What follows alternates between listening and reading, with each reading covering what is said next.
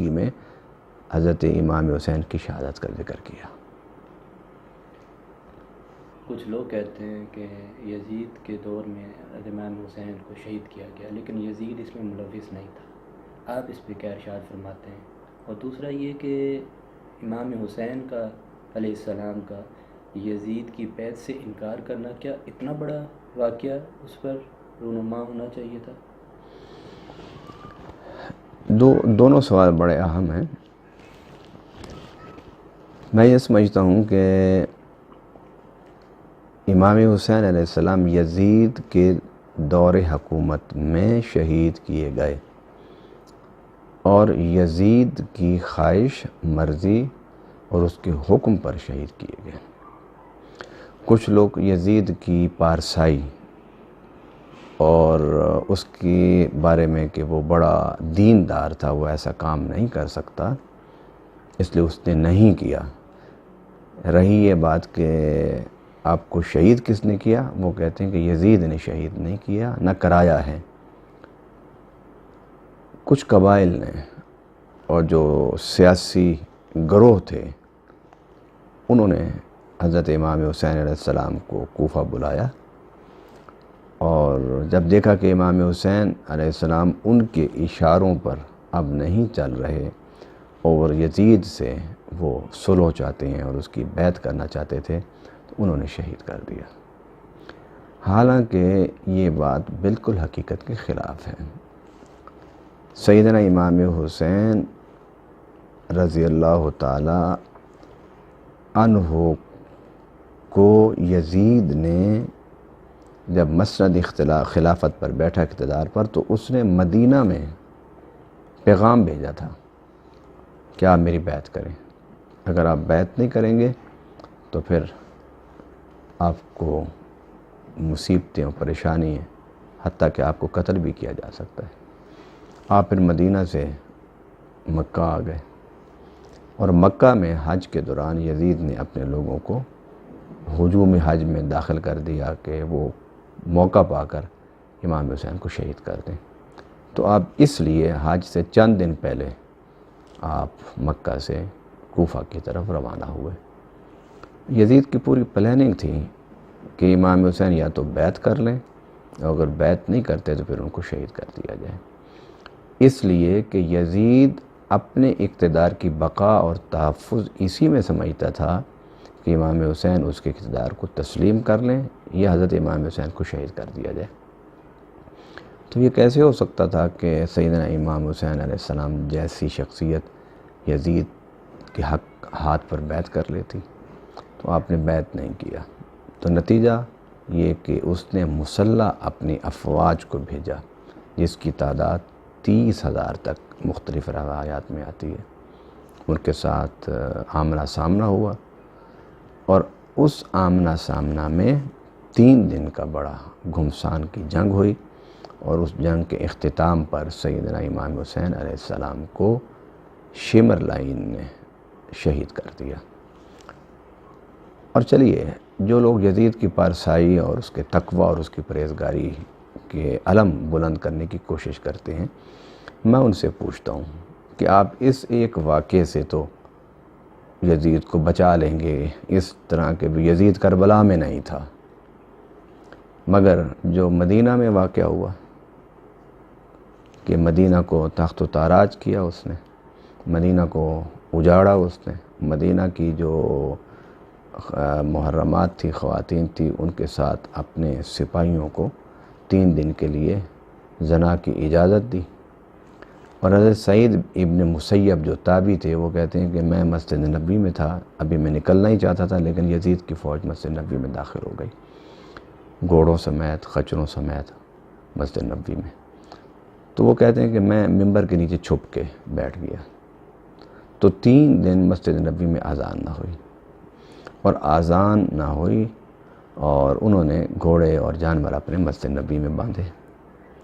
تو حضرت سعید ابن مسیب فرماتے ہیں کہ مجھے نمازوں کے اوقات کی خبر نہیں تھی، کیونکہ اذان جو نہیں ہوتی تھی، مگر یہ اللہ تعالیٰ کی ایک قدرت کا ایک اظہار تھا کہ جو ہی نماز کے وقت ہوتا تو حضور صلی اللہ علیہ وسلم کی قبر انور سے مجھے اذان کی آواز آتی تھی۔ اب آپ اس واقعے سے کیسے جان چھڑائیں گے؟ اس کی پاک دامنی کو آپ کیسے بیان کر سکتے ہیں کہ وہ بڑا متقی پرہیزگار تھا، سپہ سالار تھا، عظیم حکمران تھا اور حضور کی سنتوں کی اتباع میں رہتا تھا۔ پھر یہیں سے یہ لشکر مکہ گیا اور اس لشکر نے جا کے بیت اللہ پر حملہ کیا۔ بیت اللہ پر اس نے منجنیق سے گولے برسائے، آگ برسائی، جس سے بیت اللہ کی دیواریں جلیں، جس سے بیت اللہ کا غلاف جل گیا، اور انہوں نے مسلسل گولہ باری کی۔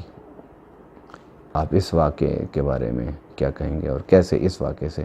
آپ بچ سکتے ہیں؟ کوئی یزید کا ایک تو کارنامہ نہیں نا، سیاہ کارناموں میں سے شہادت حسین، اور پھر اس کے بعد کربلا سے قافلہ وہ کوفہ، اور کوفہ سے پھر شام، وہ کیسے چلا گیا؟ اگر یزید کو پتہ ہی نہیں تھا، یزید کو خبر ہی نہیں تھی، یزید کی رائے نہیں تھی، یزید کی مرضی نہیں تھی، تو پھر اس قافلے کو دمشق پہنچنے سے پہلے پھر دمشق کو سجایا کیوں گیا؟ بہت بڑا دربار کیوں لگایا گیا؟ پھر دنیا کے جو ممالک اس وقت تھے ان کے سفیروں کو کیوں خصوصی دعوت دی گئی؟ یہ سارا اہتمام اس قافلہ حسینی کی آمد پر جو دمشق میں کیا گیا، یہ اس بات کا غماز ہے کہ یہ سب کوئی یزید کی مرضی سے ہوا، یزید کے ارادے سے ہوا، یزید کی پلاننگ سے ہوا، اور یزید کو اس پر خوشی تھی، اور اگر اسے خوشی نہیں تھی اور وہ اس پر نادم تھا تو پھر اس نے سیدہ زینب کو اور بیمار سجاد کو، سکینہ کو ان کی مشکیں باندھ کر، ہاتھوں پر رسیاں باندھ کے دربار میں کیوں کھڑا کیا؟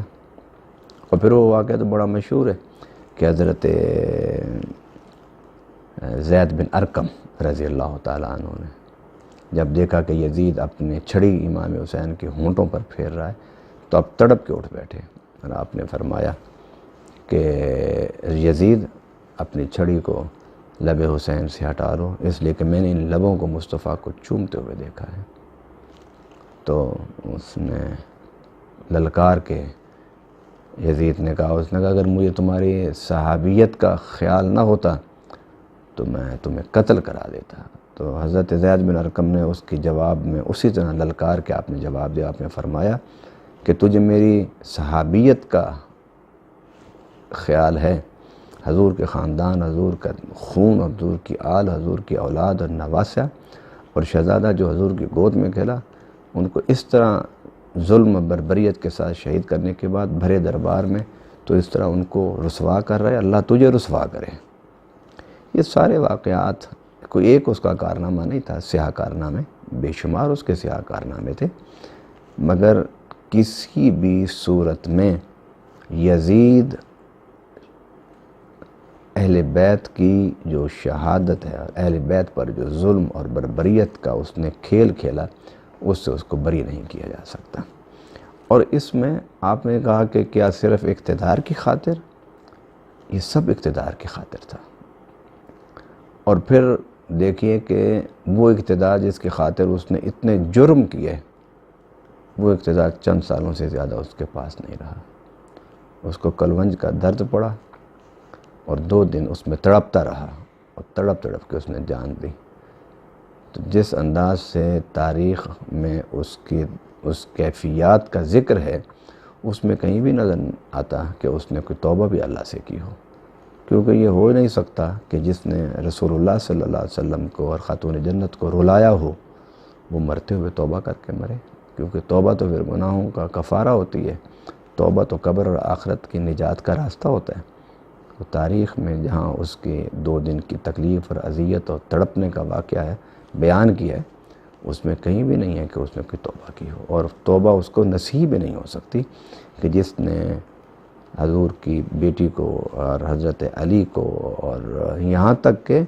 جس وقت سیدنا امام حسین کی شہادت ہوئی اس وقت کائنات